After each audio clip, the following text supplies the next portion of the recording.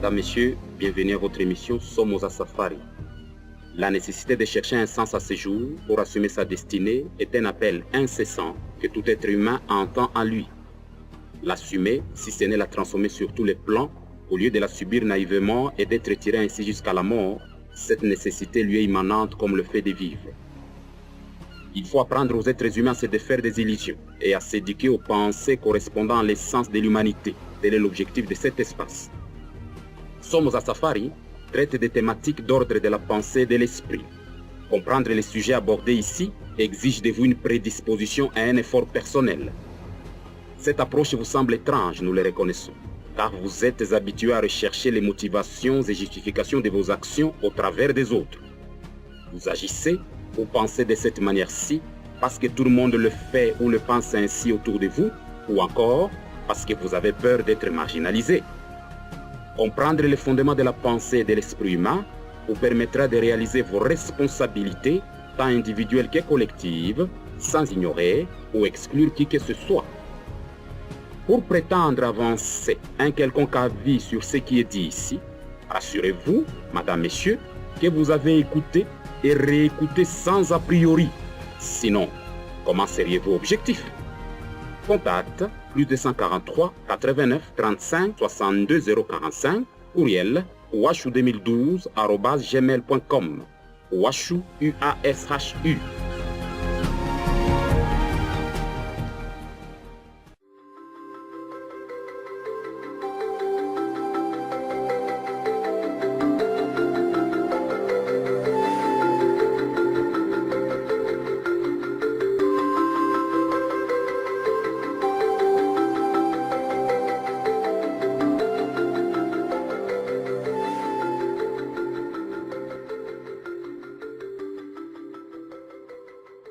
Somoza Safari, leçon numéro 8.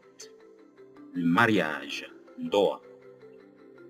Madame, Messieurs, en proposant cet espace radiophonique, les concepteurs se sont posés comme base, et il ne peut d'ailleurs en être autrement, cette capacité d'analyse qui est innée en chacun de vous et dont vous êtes capable de vous servir à partir du moment où vous décidez de le faire. La conscience de la responsabilité. Il se remarque malheureusement que dans la plupart de vos croyances et traditions, on vous encourage à ne surtout pas réfléchir, mais à faire semblant de comprendre, comme des enfants, et d'accepter des choses telles que l'on vous les présente. Cela est non seulement préjudiciable à votre épanouissement personnel, mais également un frein à l'émancipation spirituelle de l'humanité.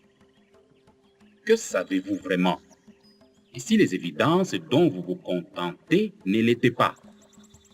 Unawazo unajua, kumbe haujui. Unawazo ulishakaelewa, kumbe haujaelewaka. Na ni katika kujiwazia ndio unawaza vile kama uko na akili. Parlons aujourd'hui de ce sujet qui vous paraît évident, le mariage, Ndoa.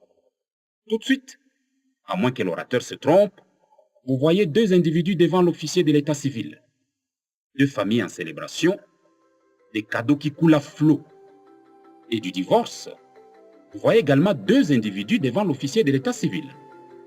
Dans les deux temps, un engagement est signé. Madame, Messieurs, et si les choses n'étaient pas si évidentes?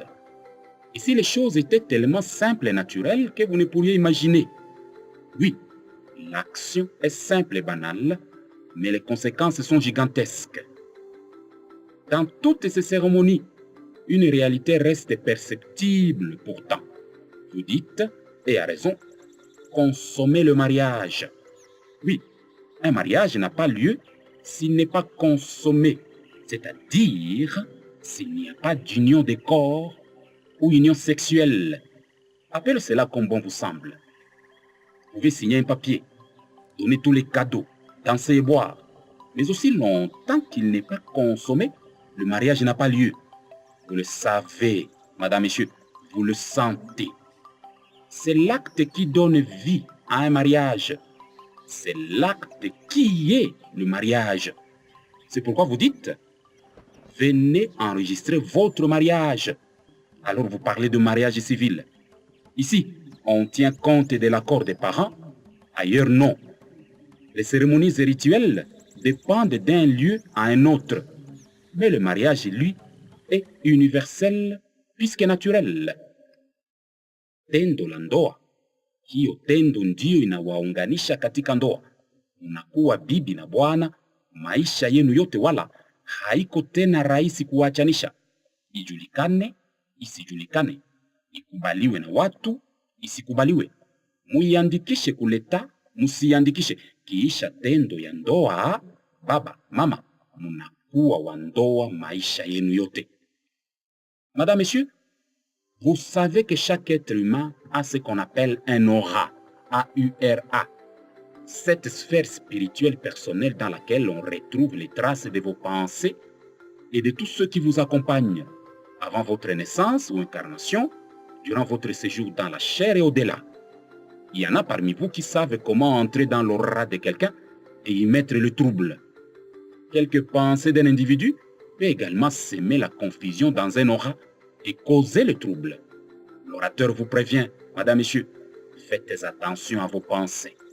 Lorsque plusieurs individus dans le monde émettent de façon insistante des pensées qui se ressemblent, ces pensées forment ce qu'on appelle un égrégore.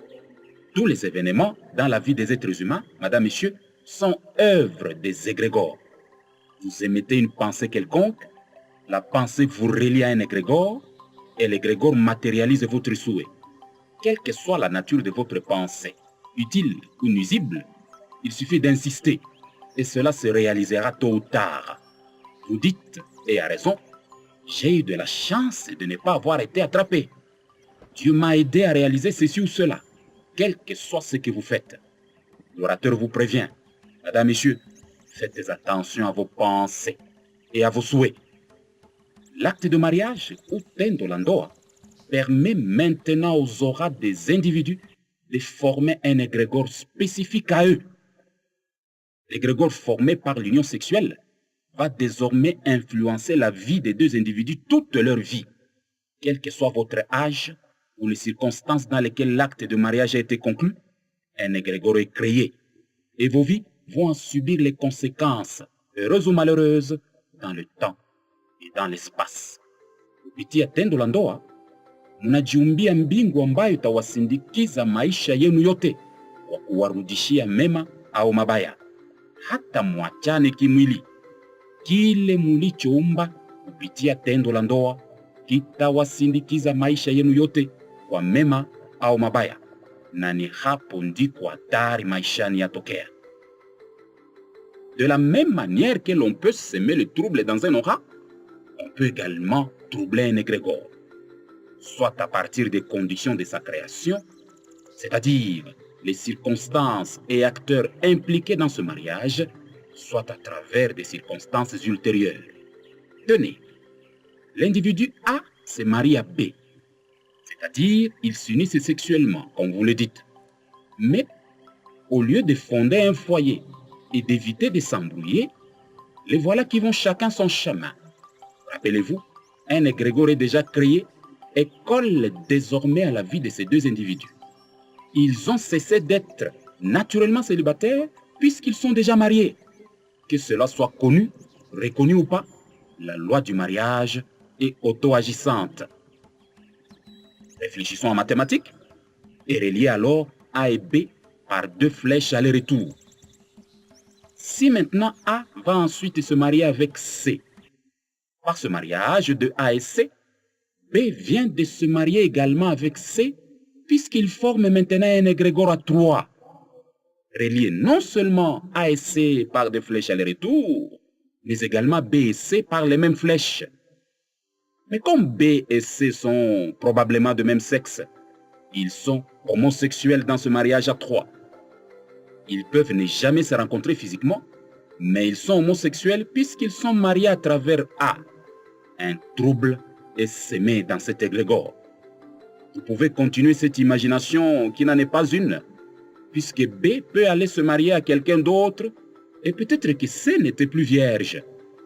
Il devient alors dramatiquement possible qu'à travers des mariages multiples, un frère et une sœur se retrouvent mariés sans physiquement le savoir. Quelle explosion! Cela vous semble-t-il compliqué, Madame, Messieurs? Prenez un papier et un crayon.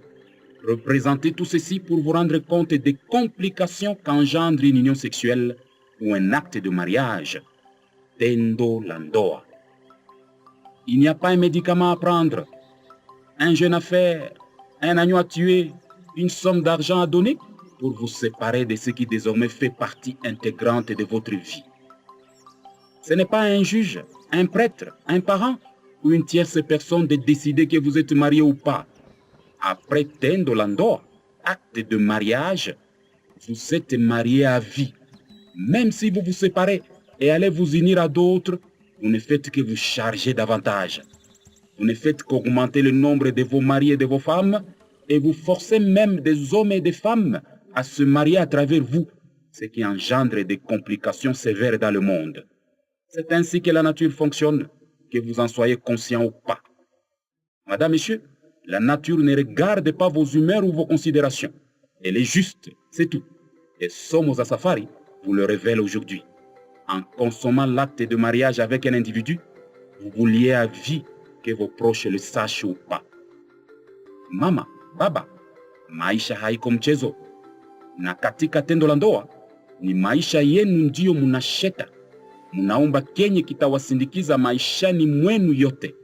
Tumikisha akili yako na utaelewa ndoa zaidi ya yale ambayo ulikuwa na wazie unajua. Un frère et une sœur peuvent décider de ne plus se parler dans leur vie. Rien ne changera leur situation naturelle de frères et sœurs. Alors rien. De même, une fois que vous avez consommé l'acte de mariage, tendo la ndoa, avec un individu, même si vous ne vous côtoyez plus, vous êtes mariés à vie et vos vies vont désormais s'influencer mutuellement. Et lorsque dans cet égrégore ainsi créé, vous continuez à ajouter d'autres personnes, l'orateur parle de mariage multiple. Vous transformez cet égrégore en une source de conflits dans le monde. Les naissances, les inspirations, les considérations sociales, etc. Tout est perturbé, ce qui engendre les conflits entre êtres humains dans diverses sociétés, dans le temps et dans l'espace. Vous recherchez la paix dans le monde, les complications de mœurs vous chagrinent-elles? Vivez en conséquence.